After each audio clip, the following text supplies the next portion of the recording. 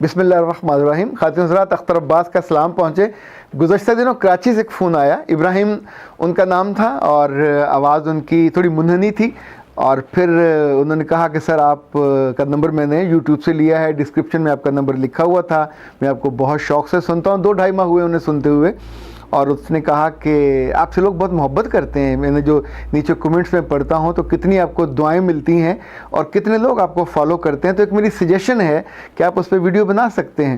تو میں نے کہا بولیے. تو اس نے کہا کہ آئی ہیو اے سجیشن کہ آپ لوگوں سے کہیں اپنی بیٹیوں کے لیے لالچ نہ کیا کریں، اور جب کوئی رشتہ آئے تو اسے قبول کر لیا کریں اور لڑکے کی تنخواہ نہ پوچھا کریں. جب اس نے یہ بات کی تو میں نے ہنستے ہوئے کہا کہ بیٹا جی تمہارا رشتہ لگتا ہے ریجیکٹ ہوا ہے. تو کچھ نہیں بولا. میں نے کہا تم کس ایج میں ہو؟ تو اس نے جو ایج بتائی وہ کالج گوئنگ ایج تھی. تو میں نے کہا کہ جاب کرتے؟ اس نے کہا نہیں. تو اس کا مطلب یہ ہوا کہ یہ بالکل کوئی پرسنلائزڈ اس کی آبزرویشن تھی یا تجربہ تھا جس میں سے گزرا. کورنگی 2 کا وہ رہائشی تھا، یہ اس نے چونکہ خود بتایا. میں نے 2-3 دفعہ پوچھا، اس نے کہا جی بنارس سے سڑک اندر جاتی ہے، وہاں کالونی ہے، وہاں میں رہتا ہوں. تو چونکہ مجھے یہ 2, 2.5 اور 2.25 کا اس وقت پتہ چلا تھا تو میں نے اس سے کنفرم کیا. پر اگلی بات اس کو میں نے نہیں کی. اسے کہا میں نے ٹھیک ہے اس پہ بناتے ہیں ویڈیو. خاتون حضرات، یہ تو بچے کی فرمائش تھی، ظاہر اس کا رشتہ گیا ہوگا. کوئی بھی دانش مند ماں اور عقل مند باپ ایسی نادانی کبھی نہیں کر سکتا کہ جس میں لڑکے کے بارے میں علم ہو کہ کماتا نہیں ہے، لڑکے کے بارے میں علم ہو کہ اپنی جیب خرچ بھی اپنے باپ سے لیتا ہے، فیس بھی اپنے باپ سے لے کے دیتا ہے، اور آپ اس کی پلو میں اپنی بیٹی باندھ دیں. تو اس سے بڑی حماقت نہیں ہو سکتی. زندگی میں بچیاں جب بھی حماقت کریں، بچے جب بھی حماقت کریں کہ محبت میں مبتلا ہو جائیں اور آپ کو رشتے لینے پہ، قبول کرنے پہ اکسائیں اور آمادہ کریں اور سینٹیمنٹل بلیک میل کریں، اوکے بلیک میل آپ ہو رہے ہیں، رشتہ لینے جا رہے ہیں، پر یاد رکھیے گا غلطی مت کیجیے گا. ساری عمر آپ کی بیٹی روئے گی، اور پنجابی میں کہتے ہیں آنکھوں میں کسونے دے کے روئے گی، اور کوئی اس کو چپ کرانے والا نہیں ہوگا. اس لیے کہ جس سے آپ نے بیاہ کرنے جا رہے ہو، زندگی میں سسر نے نہیں پالنا، نہ آپ کو بڑا پسند لفظ آتا ہے سسری، اس نے پالنا ہے. پالنا اسی لڑکے نے ہے. کمائے گا، کھائے گا اور کھلائے گا. پھر کل بچہ ہو جائے گا، اس کے پیمپر کیا اس کے ساری عمر ماں اور باپ ہی دیتے رہیں گے. جتنا ڈے ٹو ڈے خرچہ ہوگا کون پے کرے گا؟ میں اسی لیے بالکل بلنٹ ہو کے کہتا ہوں کہ اپنے کلاس فیلو سے شادی نہ کیا کریں. وہ تو ابھی خود نادان اور بچے ہوتے ہیں، کما نہیں رہے ہوتے، کمانا بھی ان کو آتا بھی نہیں ہے. انہیں صرف لڑکی دیکھ کے اس کی خوبصورتی کی تعریف کرنا آتا ہے. گھر چلانا کیا ہے، زندگی چلانا کیا ہے، یہ دانش کا کام ہے، یہ عقل کا کام ہے، یہ زندگی بیلنس کرنے کا کام ہے، یہ رشتوں کو لے کے چلنے کا کام ہے. یہ آپ اپنی محبت میں تو کہہ سکتے ہیں کہ نہیں خبر لینی چاہیے اور نہیں پوچھنا چاہیے بچہ کتنا کماتا ہے. آپ سوچئے کہ اگر اس سے نہیں پوچھیں گے، اور آپ کی بیٹی اگر اچھے گھر سے ہے تو اس کا خرچہ دیکھیے، وہاں جا کے اتنا خرچہ تو ہو جو آپ کے ہونے والے داماد اس خرچے کو اٹھا سکیں. یاد رکھیے گا، جو کامیاب شادیاں اور کامیاب گھر میں نے دیکھے ہیں، وہاں لڑکے کو ہمیشہ لڑکی سے کچھ 4-5 سال بڑا، یہ جو تھوڑی سی میچورٹی ہے یہ رشتے کو مضبوط کرتی ہے.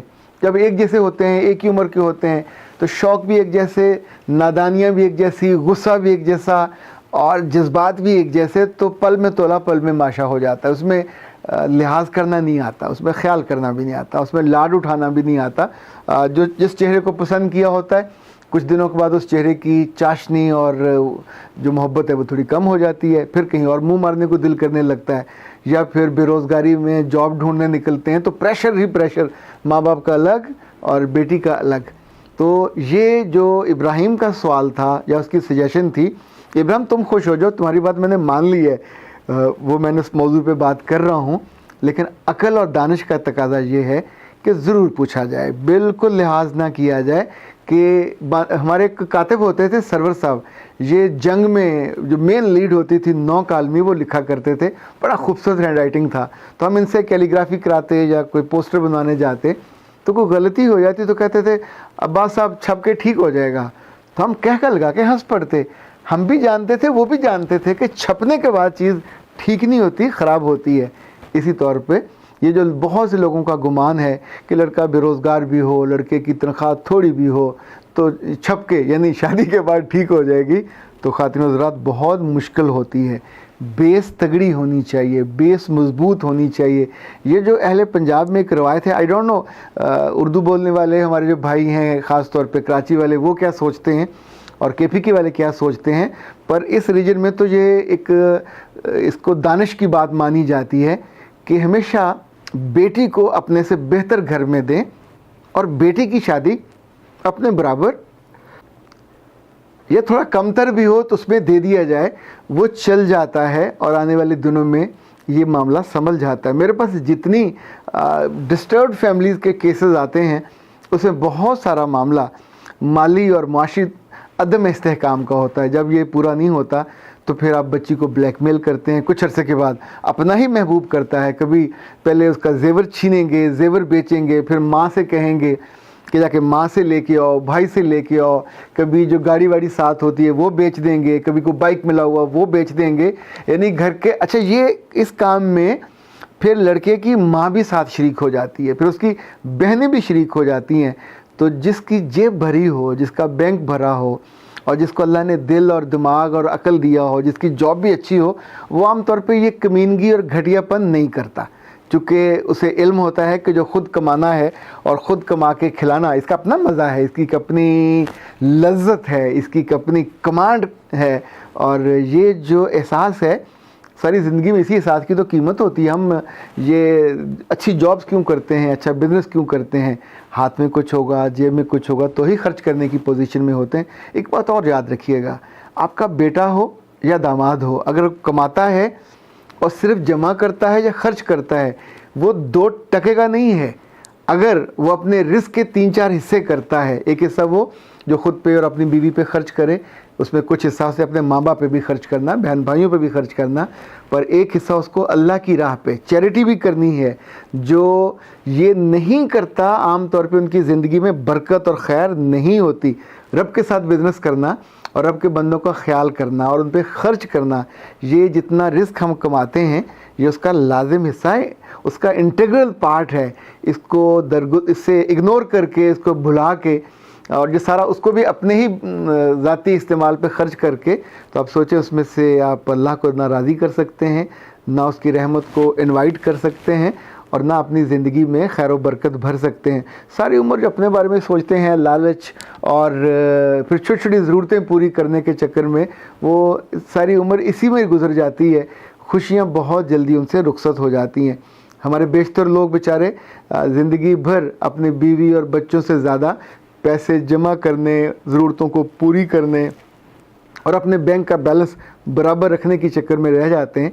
और अगर वालिदैन ने शुरू में को अच्छा ढूंढा हुआ हो, ये जो हम हमेशा डॉक्टर और इंजीनियर ढूंढते हैं, जो स्टेबल लोग ढूंढते हैं, उसकी वजह यही होती है। ये कोई लालच नहीं है, ये कोई घटियापन नहीं है, ये बुनियादी ज़रूरत है।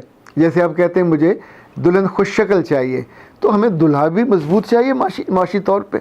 वो अगर खुश शक्ल नहीं भी है ओके चल जाएगा, रंग उसका सांवला है तो भी चल जाएगा, लेकिन अगर उसकी जेब खाली है, उसका बैंक खाली है और उसका करियर पाथ अच्छा नहीं है, वो किसी मुरली महकमे में लगा हुआ है, तो इब्राहिम साहब फिर शादी नहीं हो सकती, फिर वहाँ तो मुश्किल हो जाती है।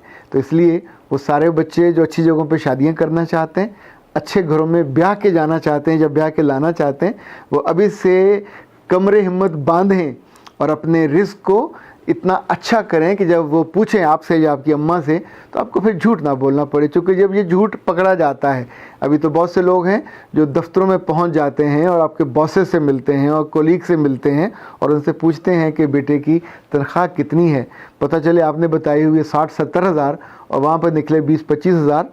तो पहले कदम पे झूठ और पहले कदम पे झूठा रिश्ता नहीं चल सकेगा। इसलिए खातिन हज़रात, ज़िंदगी में चीज़ें छोटी छोटी होती हैं पर इनकी बहुत लॉन्ग लास्टिंग इनका इम्पैक्ट होता है। और इसको याद रखिएगा, रिश्ता सिर्फ मोहब्बत से, रिश्ता सिर्फ खूबसूरती से, रिश्ता सिर्फ मासूमियत से, रिश्ता सिर्फ अच्छे ख़ानदान और अच्छी बरादरी से या अच्छे घर में होने से भी कामयाब नहीं होता, जब तक जिसने कमाना है, कमाने वाला या तो बिज़नेस अच्छा कर रहा हो और बिल्कुल उसकी पोजीशन क्लियर हो, उसके पॉकेट मनी भी लगी हुई हो, उसकी चीज़ें तय हों। ये नहीं है कि अब्बा ने कभी पैसे दे दिए तो कभी ना दिए, जितनी ज़रूरत हुई ले लेते, नहीं, इससे काम नहीं चलता। ये پریکٹیکل اپروچ نہیں ہے۔ اختر عباس کو اجازت دیجیے۔ السلام علیکم ورحمۃ اللہ۔